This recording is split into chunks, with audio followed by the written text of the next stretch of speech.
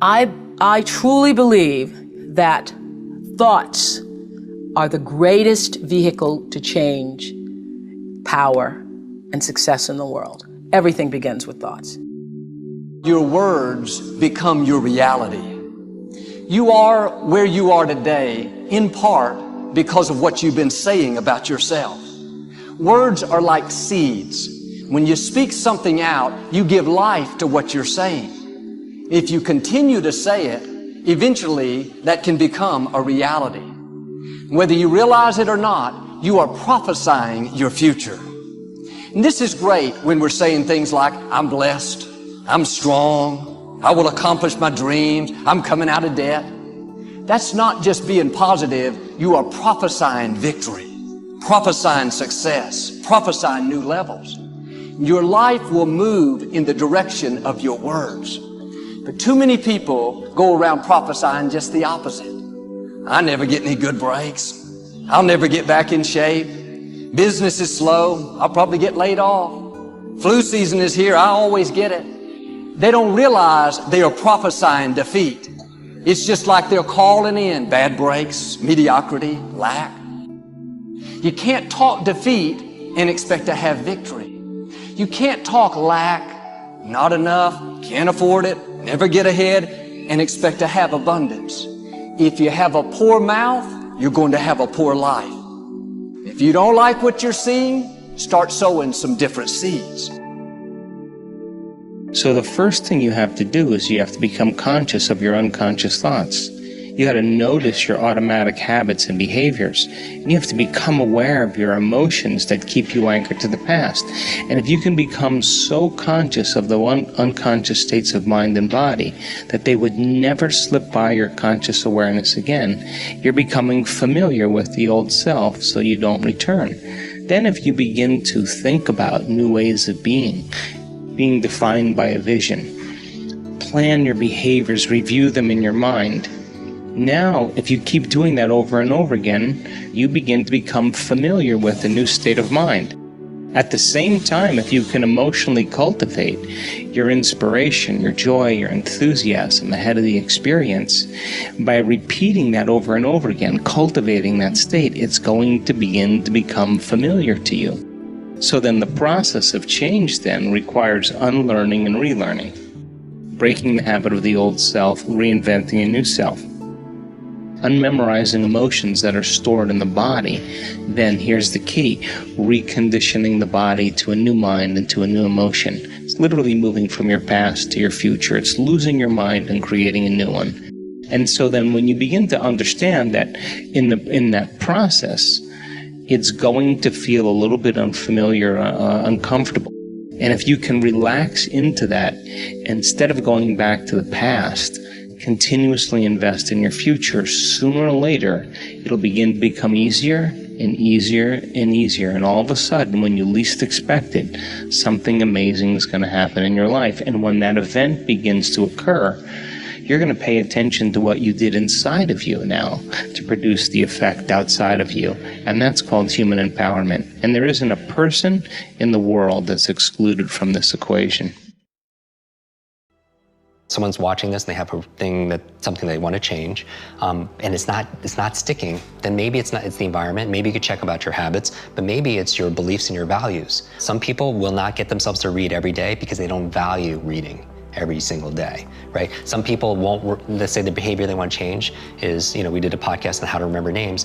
I could teach them step by step on how to remember the name of most people that they meet, yet they won't do it because they don't value it, or because that's not important to them, or they don't believe that they can, right? Just like we talked about earlier, saying your brain is like a supercomputer, and your self-talk is a program it runs. If you tell yourself you're not good at remembering names, you will not remember the name of the next person you meet because you program your supercomputer not to. They don't have a belief that enables that. So when I say all behavior is belief-driven, if you want to do this behavior, whatever it is, journal, whatever it is, then you need a belief that allows that to happen, because that's the program that allows it. So how do you get that belief? Because you're going to feel like you're faking it. Right. That's where most people stop, right? They think, okay, I get it, I hear what Jim is saying, that if I am able to shift my belief, then I can get a different behavior, but I don't believe it, so now I'm just sort of faking it. How do you help people overcome that? Right, and so so some people approach it like, this quote where they fake it till they make it, right? So my thing with belief is, like when I do trainings in groups or online, my favorite way of changing a belief is getting them to do something they never thought they could do, because it opens up another possibility. Like what? So for example, in 1954, Roger Bannister, he broke the 4-minute mile, right? And so, which is amazing, right? Throughout human history, nobody could run a mile in less than 4 minutes. Now, if you look into it, how he was able to do it is he would visualize himself crossing the finish line, looking at the clock, and it says 3:59. Because he knew that success is an inside-out process. That first it had to happen in here in order for it to happen out there, right? Dr. Wayne Dyer has a famous phrase where it's not, oh, I'll believe it when I see it. It's like, I'll see it when I believe it, because it's the opposite, right? And so I always like modeling the outliers where most people kind of dismiss them. I was like, well, what's going on there that allows this person to get this kind of result, right? And so with Roger Bannister, he saw it in here, be able to produce it outside, just like any innovator or inventor or writer or any creator, right? But what was interesting is, after that, what happened? Nobody could do it from the beginning of humanity. All of a sudden, one person does it. What happens after that?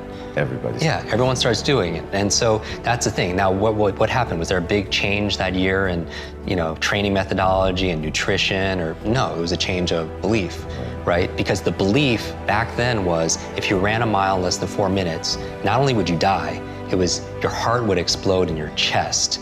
And think about that would, and I'm a runner, right? That would keep me not just running, that wouldn't keep me from running that would keep me from running, period. Right? And so my thing is that was a change of a reference. That shook up a belief. So my goal with people when it comes to learning is get themselves to do something they never thought they could do. And then it opens up another possibility. It literally opens up their nervous system for something, what else could be possible. When I grew up, we didn't have we had no money, right? I had no education because I was a very learning challenge. I didn't know anybody, right? So I feel like it's not, when people that's where they'll go though. When there's a stopgap between where they are and where they want to be, they'll say, oh, I don't have the money, or I don't have the education, or I don't have the intelligence, I don't have the network, or anything else like that. And what you know, as for all incredible success you've had and the value you've created for the world, is that it's not about resources, right? Because we know a lot of people who didn't have any resources that were able to impact the world. It's about our internal resources. And what I'm saying is optimizing our environment, optimizing our behaviors, our capabilities, our beliefs and our values, and our identity, right? At the highest level, our identity, because you can't just change your belief or your values or your behavior even if you don't believe you're that kind of person. That's why I kind of always go to the superhero mythos, because I want people to claim that identity. I call it the superhero you, that version of ourselves, that we're not waiting for Superman or Batman or Wonder Woman. It's like, you are Wonder Woman, you are Batman, you are Superman. It's just we have to commit ourselves to be able to unleashing. Just starting there and being able to reflect and observe the different voices inside of us is a great place to start your self-awareness. Because the biggest challenge is that most of us don't know what we're listening to. And most of us don't even know that there are more than one voice inside of us. Just getting over that line is a huge win. Because now at least you're trying to differentiate between what you're hearing. And that's going to help you make better decisions in the future. There are many ways to get the things that we want for ourselves in our lives. But basically, it all begins with how we choose to think. As you think, so shall you be. 7 little words that I think are perhaps the most important things that we can learn and master in our lives. This old proverb notion that I become what I think about all day long. And once you know that what you think about is what expands, you start getting real careful about what you think about. You don't allow your thoughts to be on anything that you don't want, or that you wouldn't want to have manifest or show up for you in your life. Well, let me tell you something. How many of you have things when you want to go achieve them and this part of your voice goes, oh, it's not going to happen, or forget it? How many got a voice that sometimes interrupts that good pattern? Say I. And what you want to do is train a new one. So starting when I was 17, I started doing incantations, not affirmations. Affirmation, you go, I'm happy, I'm happy, I'm happy, I'm happy, I'm happy. What's the problem? You haven't changed your what? Your what? Physiology. If you don't change your physiology, you won't get anything. So an incantation is not only you speak it, but you embody what you're saying with all the intensity you can. And you do it with enough repetitions that it sticks in your head. Like It's a Small World, now the conversation in your head is always the same and it gives you what you want. So you use your body and your voice. So 17 years ago, I started doing things. I was working for Jim Rohn, this speaker, and I was 17 years old. I had long hair, minestrone soup, acne on my face.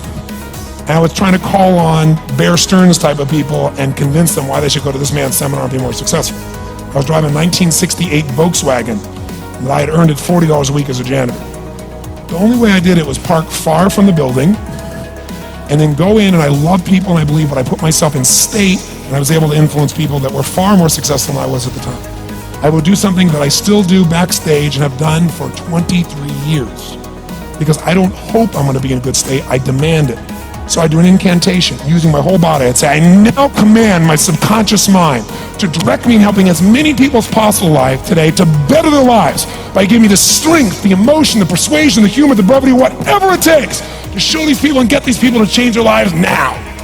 And I would do that literally driving in my Volkswagen to a meeting in LA on the freeway for 40 minutes. People are looking at me, I'm screaming at the top of my lungs. They're going, I know he's a serial killer, I know he is.